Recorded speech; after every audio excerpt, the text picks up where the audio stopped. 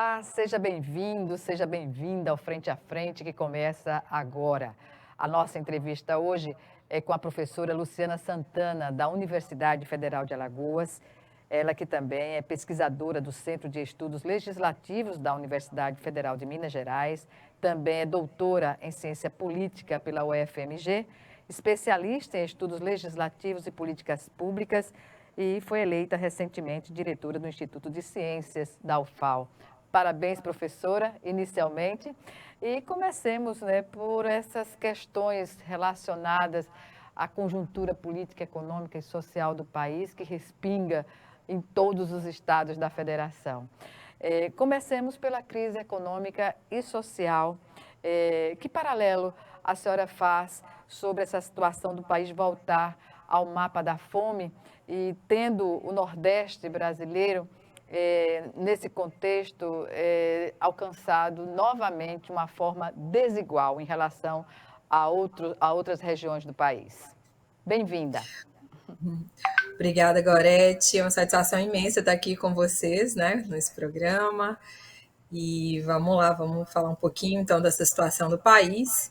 Uma situação bastante delicada, Eu diria que a gente retrocedeu aí nos últimos anos e a gente tem uma situação muito parecida do que a gente viu ali no final dos anos 90, no início dos anos 90, onde a gente tinha um agravamento aí da crise econômica e social no país, uma ampliação das desigualdades sociais, Então, desde ali, a partir de 2013, onde a gente começa a ter ali aquelas manifestações, as várias contestações, vários episódios na política nacional impactaram aí, coincidiram também com crises econômicas internacionais e que hoje levaram o Brasil aí a uma situação bastante problemática. E recentemente a gente tem tido aí acesso aos indicadores sociais e a gente consegue perceber aí vários impactos, alguns, claro, têm influência aí e são decorrentes da própria pandemia, mas outros já começaram a ser evidenciados antes mesmo da pandemia. A questão da fome no país, por exemplo, lá em 2017, a gente já tinha sinais ali que o Brasil ia voltar a configurar no mapa da fome, algo que já era para a gente uma situação resolvida ali, nos anos 2000, no início dos anos 2000. E, enfim, a gente hoje volta num patamar de muitos retrocessos aí nas políticas econômicas e sociais. Políticas públicas, notadamente, não é, professora? A falta de políticas públicas nessa área social e na área econômica também. Não tem a política econômica não apresenta um olhar sensível às condições das classes populares no Brasil. Gorete, eu nem acho que seja falta de políticas públicas. Eu acho que a gente tem políticas públicas, inclusive a gente teve avanços no sentido de criar políticas de Estado aí que poderiam ser permanentes aí e garantir continuidade das políticas públicas que já tinham sido elaboradas, implementadas e que estavam dando certo. Concordo, professora. É uma questão de manter os avanços que já existiam no país, não é? E mais que isso, é coordenação dessas políticas públicas para que elas sejam efetivas, Não adianta a gente ter a política pública no papel se ela não é implementada, ou se ela não tem uma liderança, uma coordenação para efetivamente atingir ali, os problemas. E a gente sabe que o Brasil é imenso, a gente tem uma diversidade muito grande, então a gente tem regiões, tem estados, tem municípios que demandam muito mais algumas políticas públicas que outros, e para que isso efetivamente chegue de forma equilibrada e proporcional à necessidade dos problemas, é necessário coordenação. E o que a gente consegue ver nos sistemas nacionais aí que foram criados é justamente uma ausência dessa coordenação, de controle, e isso fez com que a gente tenha aí essa situação. O CISAM é o Sistema Nacional de Segurança Alimentar no país. Quando a gente vai a fundo, a gente consegue observar o que está acontecendo, a gente nota né, um total descompromisso com as políticas públicas, com o próprio sistema. Ele não funciona hoje, ele é inoperante, né? Ele não consegue interlocução com a sociedade civil, que é efetivamente ali quem também que é demandante e quem está ali na ponta e sabe dizer os reais problemas que estão acontecendo para que os governos ali busquem soluções imediatas. Então, se você não tem também essa interlocução, as políticas realmente param, né? Hoje não há investimento, por exemplo, na agricultura familiar, tanto quanto, né, como a gente vinha investindo anteriormente. O Brasil é um país rico, o Brasil tem uma vegetação diversa, um clima propício aí para a gente garantir alimentação na mesa de todos os brasileiros. E o que a gente tem é uma situação aí de 59,8% da população vivendo com insegurança alimentar. A gente tem 30 milhões de pessoas passando fome hoje, né? É inadmissível uma situação dessa. E pode-se dizer que a política econômica cria uma situação, uma realidade favorável a essa condição, professora? Com certeza. As pessoas perderam de forma drástica o poder de consumo nos últimos anos, né? A gente olha para a inflação, está alta, a gente olha para, né, olha para os combustíveis, né? E mesmo as pessoas que não têm carro, né, a gente depende aí, né, do diesel, da gasolina, para que os alimentos cheguem à mesa né, da população. Então, existe toda uma cadeia ali que está sendo impactada, né, e que faz com que hoje haja realmente essa perda de consumo. As pessoas precisam dar prioridade aí para ver o que elas podem usufruir hoje, né? E claro, né, elas buscam sobrevivência, né? O grande ponto hoje é que, mesmo com alguns programas sociais que existem ou que foram aí alterados, que os nomes foram alterados e que também sendo implementados, eles são insuficientes para garantir aí as condições mínimas aí de sobrevivência da população. Sobre a questão da redução de ICMS, a senhora falou, mesmo quem não tem carro sofre as consequências da alta dos combustíveis, alta de preço nos combustíveis. Como a gente pode entender justamente essa condição que nós temos de produção, não é, de petróleo e ter o petróleo praticamente dolarizado, porque ele vai agora para os Estados Unidos, digamos assim, refina lá, traz para cá e aqui a conta quem paga é o usuário, né? Como entender isso, essa política que o governo federal adota na questão do preço dos combustíveis? Bom, então, essa política, ela hoje, a gente tem vários analistas, né, vários economistas, pontuam, né, como a gente tem, né, um aumento aí, né, do dólar, e é ele que vai controlar, né, os preços que vão chegar aí para o consumidor na bomba, eles realmente são infinitamente, né, assimétricos com a própria realidade do brasileiro que está recebendo em real e com um real desvalorizado, né? Então não tem condições, né, de você ali adquirir né, aquilo que você adquiria ali, né, quando você tinha minimamente, né, um equilíbrio ali, né, do real e do dólar. Mesmo ali, né, quando a gente tinha um valor ali de 2, 3 por 1, né, então isso ainda era possível. Então essa política é muito criticada, ela não dá conta, e hoje o governo federal tem apontado aí que o grande problema está no ICMS que é cobrado nos estados. Né? É isso mesmo, professora? Existe esse problema do ICMS? É a política econômica do governo que não permite se ter um preço ao nível da população pagar? O ICMS, né, sempre existiu sobre os combustíveis. Então não é novo.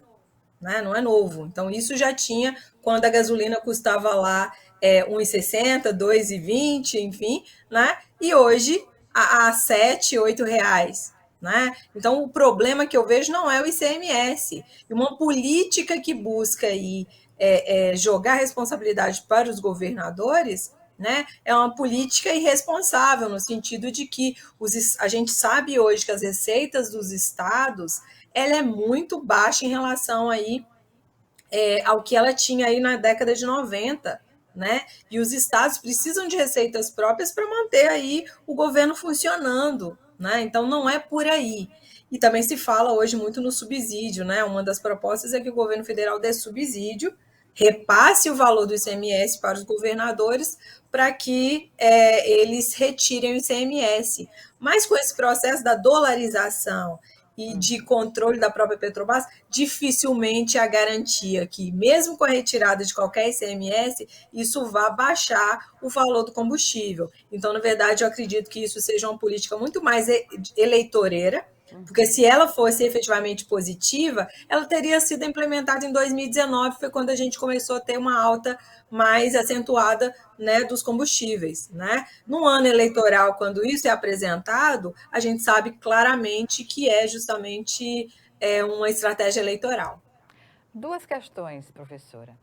O Brasil teria, como tem superávit na produção, superavitário na produção de petróleo, teria condição de estabelecer uma política própria interna para dar essa condição à população brasileira de ter o combustível na época, como se tinha antes, não um preço exorbitante desse, um valor exorbitante. E outra questão é como analisar a letargia da população, que na época, por exemplo, do governo Dilma, se não me engano, qualquer aumento de preço no combustível, R$ 1, os centavos que se aumentasse era motivo de mobilização nacional. E hoje não se observa absolutamente nada. É possível, sim, que a gente tenha outro tipo de política, mas para que a gente tenha efetivamente uma mudança nessas regras, é importante aí que haja uma política econômica, né, que vá nessa direção. E hoje não há qualquer tipo de movimento do governo federal em propor, em negociar junto à Petrobras, qualquer tipo de mudança, né? Então, quanto a isso, acho que dificilmente isso vai acontecer, né? Então, essa situação deve permanecer, né? E em relação aí a essa questão do subsídio, né?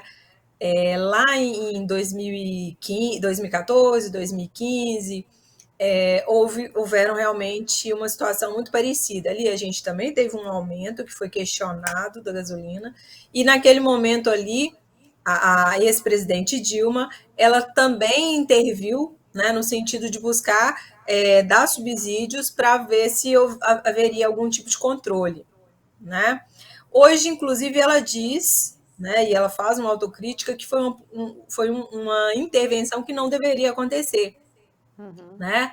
Na verdade, afetou muito mais negativamente ali a responsabilidade fiscal do governo naquele momento, né? E hoje o que se quer repetir aí, até na verdade uma dimensão maior, que é também de além de dar esse subsídio e todos os impactos que ele, né, que ele impõe, responsabilizar os governadores, né? Então a gente tem esses problemas aí, então significa já houve problemas lá atrás, é um erro que não deve ser repetido. Então não é o que deveria ser implementado pelo governo agora, né? Em relação à letargia da população, né?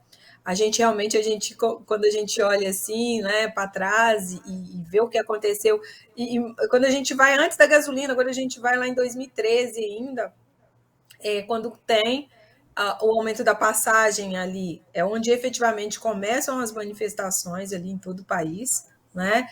Depois, com a alta dos combustíveis, isso intensifica. Então, houveram ali manifestações intensas aí questionando realmente a política econômica, né, o aumento dos preços, que eu acho que faz parte, né, do jogo democrático você questionar. Hoje a gente tem uma situação extremamente de apatia, no sentido que as pessoas, ou pelo menos perderam, né, essa forma de ir para a praça pública e de efetivamente buscar questionar o que está acontecendo. Tem muito a O que ver se com o dá cenário. essa situação, na sua opinião? Eu acho que tem a ver com a própria situação nacional aí, eu nem gosto de falar que o país está dividido, porque na verdade o país não está dividido.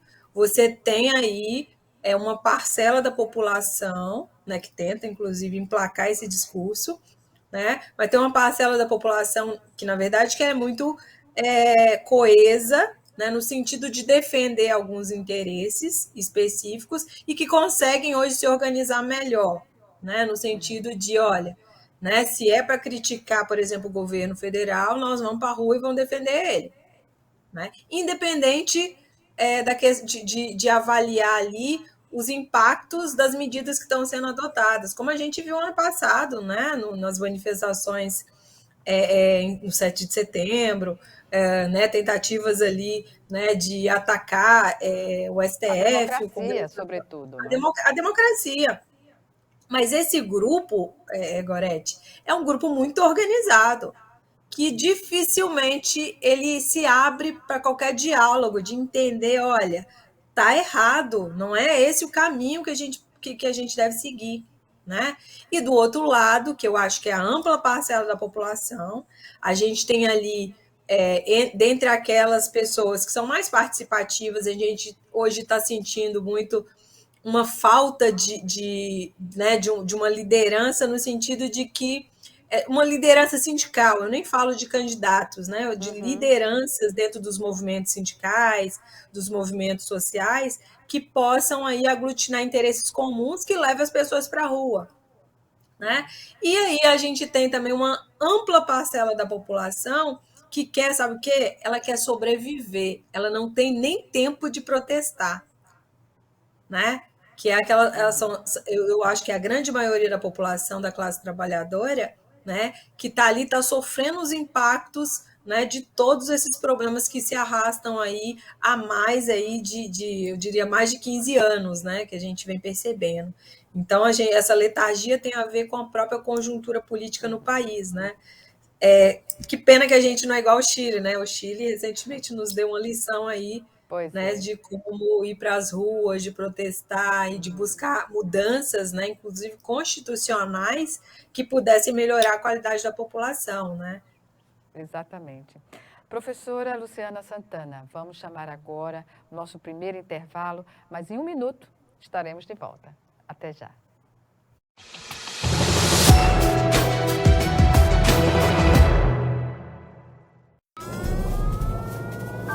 Há mais de 40 anos, um grupo de médicos criou uma organização de emergência médico-humanitária capaz de oferecer ajuda às pessoas em meio a desastres naturais, epidemias ou guerras, atendendo os mais necessitados sem se importar com raça, religião ou ideologia. Hoje, Médicos Sem Fronteiras envia equipes totalmente preparadas para responder a emergências por todo o mundo. Nossos profissionais são financiados por pessoas como você e eu. Conheça-nos, participe, apoie, porque juntos chegamos mais longe.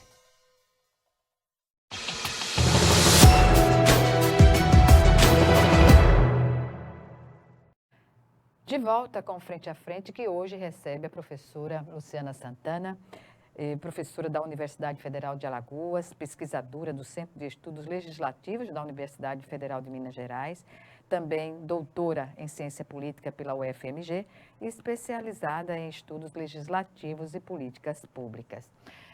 Bem, professora, diante do que nós já falamos, não é, aqui no programa, e o fato mais recente, que é essa questão do rol da Anvisa, não é, que foi aprovado pelo STJ e que o governo federal se apressou, o presidente Bolsonaro, em fazer valer essa decisão antagônica aos interesses das pessoas que têm planos de saúde no Brasil.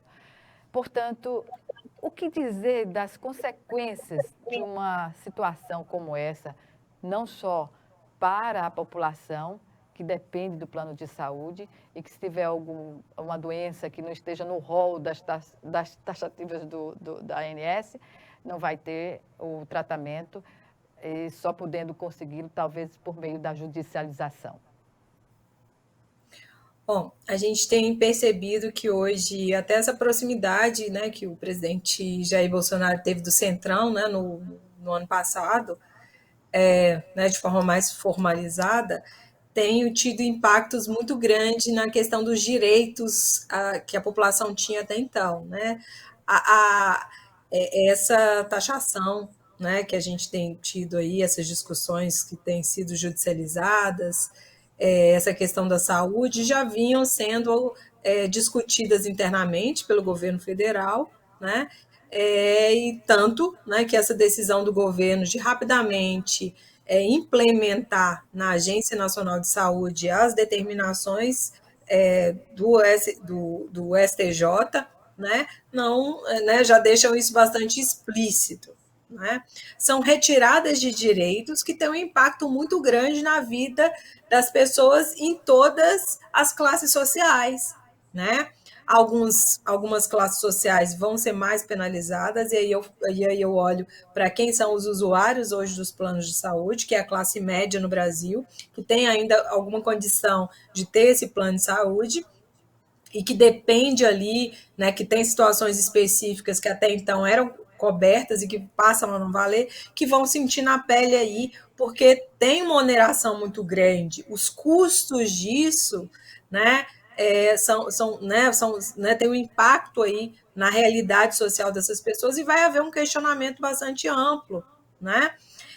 Nesse sentido, eu acho que a gente vai ter não apenas um processo, né, de judicialização grande para ter direito aí a esses serviços nos planos de saúde, mas a gente também vai começar a ampliar e ter uma intensificação, aí, uma sobrecarga do nosso próprio Sistema Único de Saúde, que aqueles que não têm condição ainda e que demandam do serviço de forma emergencial e não têm outras alternativas ali, vão recorrer ao Sistema Único de Saúde. Né? Então, a gente onera o próprio Estado brasileiro, né, com essa decisão aí não pensada, nem pelo próprio governo e nem também pelos magistrados que tomaram essa decisão extremamente assim aquém da realidade da população e das demandas, né? A gente teve inclusive vários protestos, principalmente na classe artística, pedindo aí, né, que não fosse à frente esse processo, mas infelizmente foi, e os impactos a gente vai começar já a sentir de forma imediata, né, porque as pessoas que são usuárias desses serviços, elas continuam demandando, as doenças não pedem, né, não tem pausa. Pois é. Exatamente. Pois bem, ainda sobre essa questão, a senhora não acha que foi uma medida translocada, né? Porque em menos de 15 dias foi aprovado um aumento nunca visto no reajuste dos planos de saúde, 15,5%, dentro de uma conjuntura de recessão econômica no país, onde as pessoas não têm segurança nenhuma sobre os seus postos de trabalho. Outra questão é essa aprovação do STJ, antipopular, e não é a primeira vez que o STJ tem esse tipo de decisão, e o fato de o governo implementar isso de imediato, ou seja, parece que estava tudo orquestrado para ser assim. O que leva um dirigente do país a tomar uma atitude como essa diante das dificuldades que já se observa na população? Até porque a elite econômica, ela não depende de plano de saúde. Né? Ela, quando adoece, vai para o Albert Einstein, paga com dinheiro, né? E isso, como a senhora falou, vai atingir a classe média mesmo, porque a classe popular, ela já depende do Sistema Único de Saúde. Então, o que se pode pensar do ponto de vista até de prejuízos políticos eleitorais com uma medida como essa? Bom, antes disso é bom a gente entender um pouquinho o que o Ministério da Saúde virou aí, né? E a gente conseguiu acompanhar isso de forma mais atenta ao longo da pandemia, né? Eu que acompanho de perto, o Ministério da Saúde, eles tinha uma das melhores burocracias ali internas, no sentido de ter profissionais extremamente capacitados e habilitados a dar continuidade nas políticas públicas aí, que já vem sendo construídas aí ao longo de 30 anos, que garantia continuidade e que realmente garantia também os direitos das pessoas.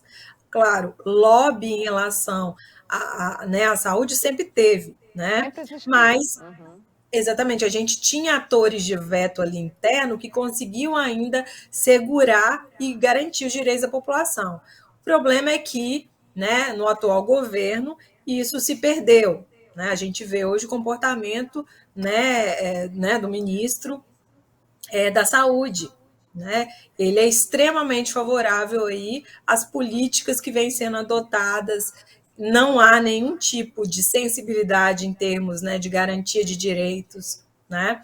A gente percebe que isso acaba tendo impactos que vão ser sentidos de forma bastante intensa aí, né? E que quem assumir o governo a partir aí de 2023 vai ter muita dificuldade de tentar, né, de colocar a casa em ordem, no sentido de que depois que você garante determinadas mudanças, né, a possibilidade de alteração, especialmente aí com poder que essas elites empresariais têm sobre o poder político, né, já que são mais intensas, são mais difíceis de ser revertidos, né?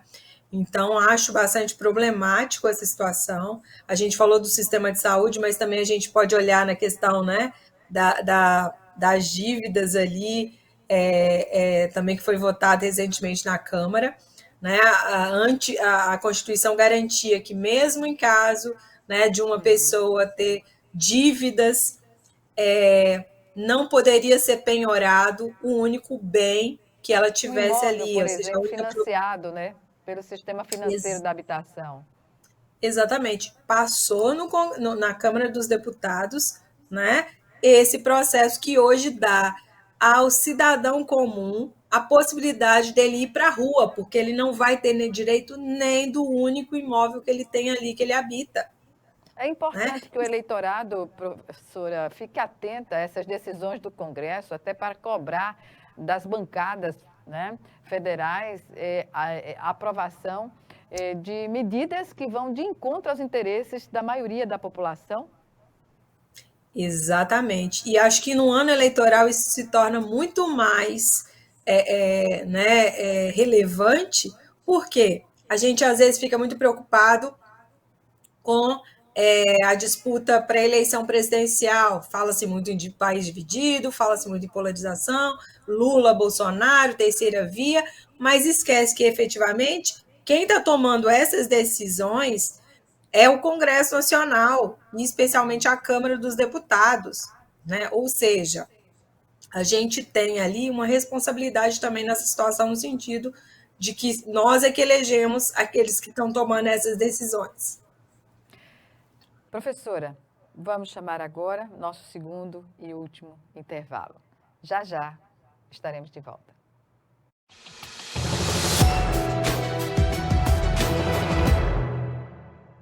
Se tem algo que precisamos ficar de olho, é na segurança das nossas crianças e adolescentes. Violência sexual, uso de álcool e drogas, trabalho infantil, situação de rua e desaparecimento de crianças são exemplos do que precisamos prevenir e denunciar. Disque 100 e denuncie qualquer violação dos direitos das crianças e adolescentes. Baixe também o aplicativo Proteja Brasil no seu celular. Respeitar, proteger, garantir. Todos juntos pelos direitos das crianças e adolescentes. Doar sangue é seguro e não dói. O Hemocentro de Alagoas utiliza a mais alta tecnologia para fazer a coleta de sangue. Para doar sangue, é necessário ter mais de 18 anos, pesar mais de 50 quilos e apresentar um documento de identificação com foto. O doador não pode ter contraído doenças como a hepatite, sífilis, AIDS e doença de Chagas. Mais informações é só ligar 3315 2106. O Hemocentro de Alagoas precisa de você.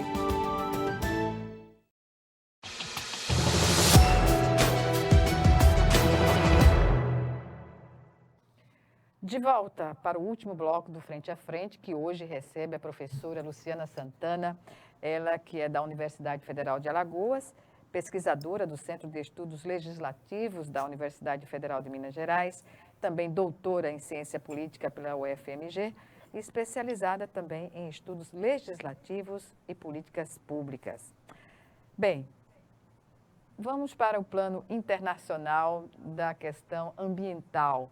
né, da política ambiental que o Brasil adotou no último governo, no recente governo, melhor dizendo.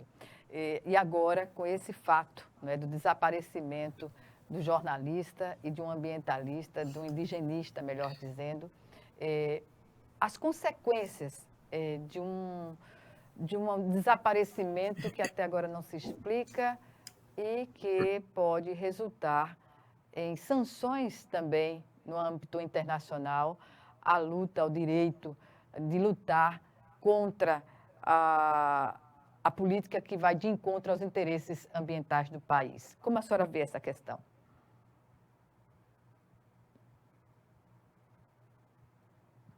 Professora?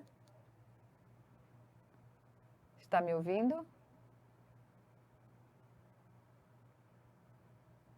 Você consegue me ouvir? Pois bem, sobre essa questão, né, que vai impactar nas relações internacionais, no plano ambiental. A questão ambiental no país também tem sido uma situação extremamente... Uhum.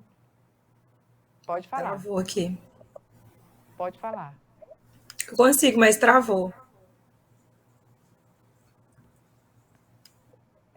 Então, vamos fazer um pequeno intervalo para a senhora restabelecer a sua conexão.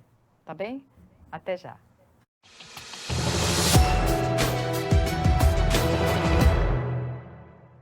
Se tem algo que precisamos ficar de olho, é na segurança das nossas crianças e adolescentes.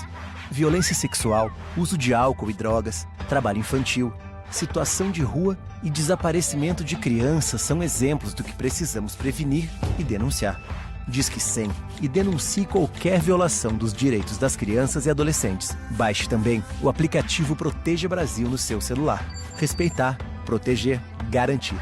Todos juntos pelos direitos das crianças e adolescentes. Doar sangue é seguro e não dói. O Hemocentro de Alagoas utiliza a mais alta tecnologia para fazer a coleta de sangue. Para doar sangue, é necessário ter mais de 18 anos, pesar mais de 50 quilos e apresentar um documento de identificação com foto. O doador não pode ter contraído doenças como a hepatite, sífilis, AIDS e doença de Chagas. Mais informações é só ligar 3315 2106. O Hemocentro de Alagoas precisa de você.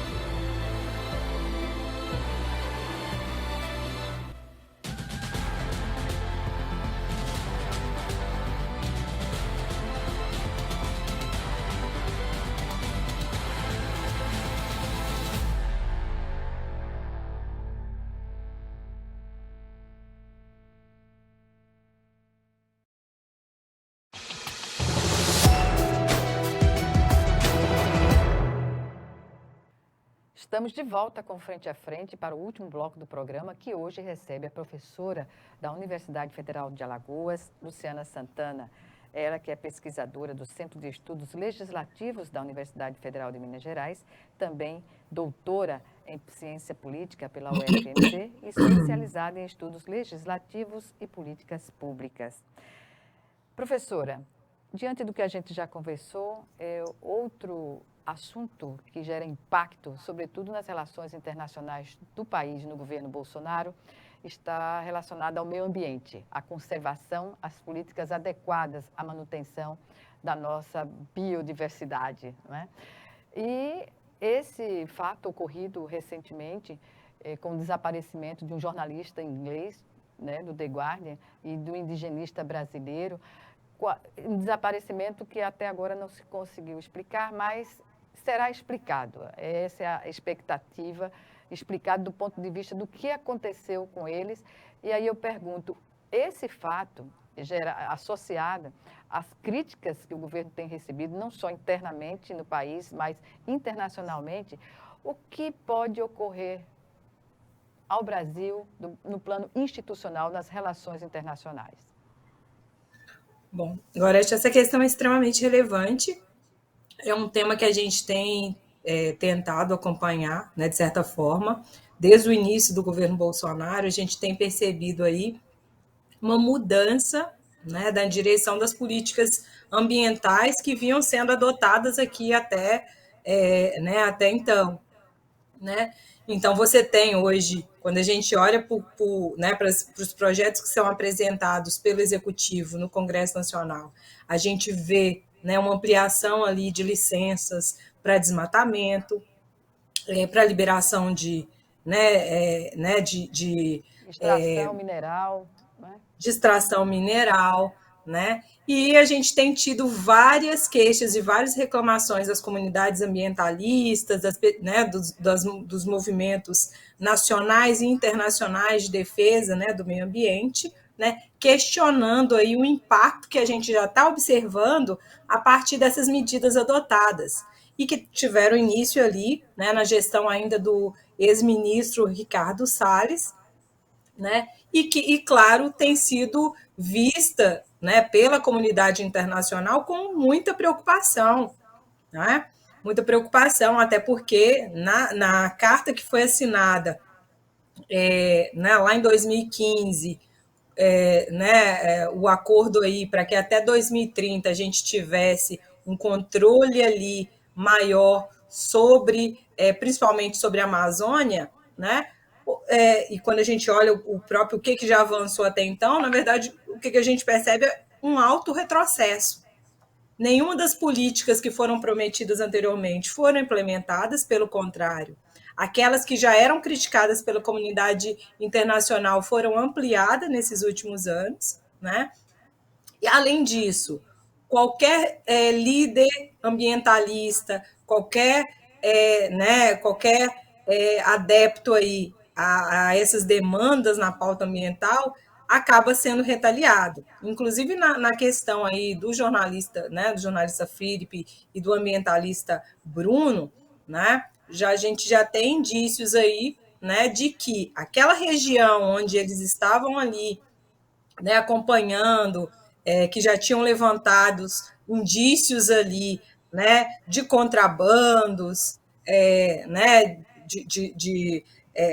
dessas extrações ilegal, ilegais, né? Uhum. Exatamente, De madeira, de tudo. De madeira, de tudo, né? Uhum. Já era recorrente ali, isso já acontecia, e que já havia ali várias ameaças a esses atores políticos, né? Então, claro, a gente vai ter um desfecho aí, né, dessa situação, né, já que já tem um dos suspeitos aí já está detido, né?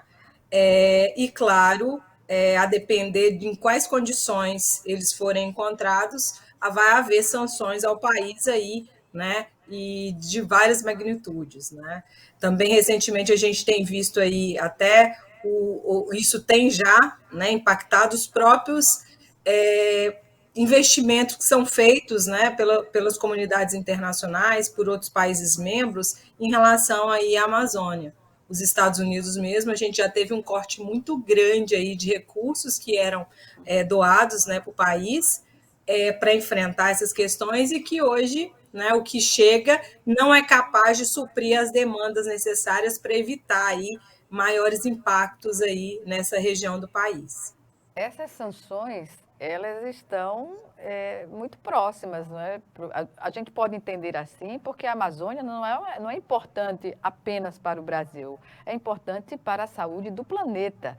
Então, é algo do interesse global que não dizime a floresta como tem ocorrido. E o que eu chamo mais atenção é que quando o presidente Bolsonaro é chamado a falar sobre os dados reais, simplesmente ignora, diz o contrário, que é na contramão da realidade. Como é que a gente pode se posicionar sobre posturas dessa natureza, levando-se em conta que o que é real, não é fictício, né? Bom, o governo gosta de trabalhar com a desinformação. Infelizmente, esse governo ele é movido à desinformação. Então, não é a primeira vez e não é só sobre a política ambiental onde a gente há uma distorção da realidade. Com a pandemia foi isso, com a questão da fome também, né? Há sempre ali, não, não é bem assim, não é, não, uma pessoa que recebe um Auxílio Brasil não passa fome. Como não passa fome, né? Recebendo um auxílio para alimentar uma família, Para pagar um né? botijão de gás a mais de Para pagar R$ 100, né? exatamente, né? Então, assim, a desinformação, infelizmente, virou uma estratégia institucional dentro do atual governo. Então, claro, é esperado que essas sanções venham, porque quem vai querer, né, patrocinar, quem vai querer investir recursos, né, em políticas que já se sabe a priori, né, que estão numa outra direção. Então, Que se acabam no infelizmente, fogo, né? Se acabam infelizmente, no fogo, no incêndio. exatamente. Né? Infelizmente, o que deve acontecer é mudar a política ambiental e se adequar ali aos objetivos ali né, do desenvolvimento sustentável, que é a carta que foi assinada em 2015, que ali tem todas as metas que os países precisam atingir até 2030 para efetivamente a gente ter condição aí, né, de garantir o mínimo de sobrevivência para a população global, né? E foram 195 países que assinaram esse acordo. O Brasil está entre os principais aí, né, países que fazem parte desse acordo. Né? Então, se não há cumprimento das metas, das ações que foram prometidas ali, né, em 2015, as sanções, infelizmente, vão acontecer e, mais uma vez, a população brasileira e o nosso meio ambiente acaba sendo penalizado. Professora, por tudo que a gente já falou até agora, que análise a senhora pode fazer sobre as implicações, as consequências desse quadro político, econômico, social nas eleições deste ano? Bom, diferentemente da eleição de 2018, que não são os mesmos componentes que influenciaram, a gente tinha uma situação muito adversa, né? Hoje, o principal elemento que deve decidir o voto né, do eleitor brasileiro é a situação econômica. Ele vai ter que olhar para o bolso e falar: hoje eu tenho as condições que eu tinha ali anos atrás? Eu estou conseguindo sobreviver da mesma maneira? Eu estou conseguindo ter as políticas públicas que, claro, tinha alguns problemas, mas pelo menos eu recebia de alguma maneira? Então, todas essas questões é que devem estar no cálculo do eleitor. Né? A gente deve esquecer o fla-flu da política e pensar realmente em termos de governo. Qual tipo de governo, qual tipo de projeto de país eu gostaria de estar inserido? E não tem como dizer que a questão econômica né, não está nessa equação. Ela está, ela é a maior parte dessa equação. Então, a gente deve ter nessa eleição uma discussão muito intensa sobre realmente projetos de país que considerem aí mudanças econômicas, mudanças sociais, né, projetos que efetivamente garantam a sobrevivência aí do brasileiro. O núcleo duro do governo Bolsonaro está justamente na economia. A senhora acredita que Paulo Guedes vai, digamos assim, retroceder a tempo para isso ou pode-se esperar mais recrudescimento? Eu acho muito difícil que a gente tenha mudança na política econômica adotada. Né? A gente, como eu falei anteriormente, a gente deve ter aí algumas estratégias que tenham um objetivo puramente eleitoral, como a questão do ICMS, do subsídio para o ICMS. Né? O Que é eleitoreiro, simplesmente... né? Eleitoral e eleitoreiro. Também, exatamente isso. Então, a gente deve ter medidas pontuais, né? Mas que não modificam ali, né, o projeto econômico que já vem sendo implementado ali desde o início de 2019. E diferentemente da eleição de 2018, onde Paulo Guedes foi o principal fiador aí, da eleição do presidente Bolsonaro junto ao setor empresarial e às elites econômicas brasileiras, Então, acho que dificilmente isso aí vai ser mantido, né, no Vai sentido se repetir. de realmente de ter essa nova confiança, de dar mais uma chance. Então, acho que aí isso abre espaço para que a gente tenha aí outras candidaturas que tenham chance de ganhar essa confiança, como aconteceu em outros momentos, né? A gente teve isso lá em 94, né, na eleição do Fernando Henrique, a gente teve em 2002 com o ex-presidente Lula. Então, são oportunidades que a elite econômica, a elite empresarial tem, né, de garantir essas mudanças e que a população brasileira tem de ter minimamente a sobrevivência que ela precisa. Professora Luciana Santana, foi um prazer imenso tê-la aqui novamente no programa para falar de assuntos do interesse de todos nós, sobretudo que são discutidos porque vivemos numa democracia que se permite a isso. Eu agradeço mais uma vez a sua participação e reservo esse minuto final às suas considerações. Gorete, agradeço mais uma vez o convite. Para mim é uma satisfação muito grande estar aqui com vocês. Vou tentar aqui finalizar reforçando, né? A gente ainda está aí no início das campanhas, as oficializações vão vir nos próximos meses, mas é importante que a gente já comece a ficar atento aí ao que está acontecendo aí, né, no cenário nacional, olhar para as decisões que têm sido tomadas no âmbito da Câmara dos Deputados, principalmente, na questão dos direitos que estão sendo violados ali, né? E que a gente repense melhor nossas escolhas políticas para, né, estar à frente do governo a partir de 2023, do nosso legislativo a partir de 2023, para que a gente possa efetivamente ter aí mudanças que a gente precisa e que são emergenciais para toda a população brasileira, né? Não é para uma ou para outra classe social, é para toda a sociedade brasileira. Professora, até uma próxima oportunidade. Um abraço. Um abraço, obrigada. Obrigada a você também que nos assistiu e até o nosso próximo encontro aqui, frente a frente, também com você.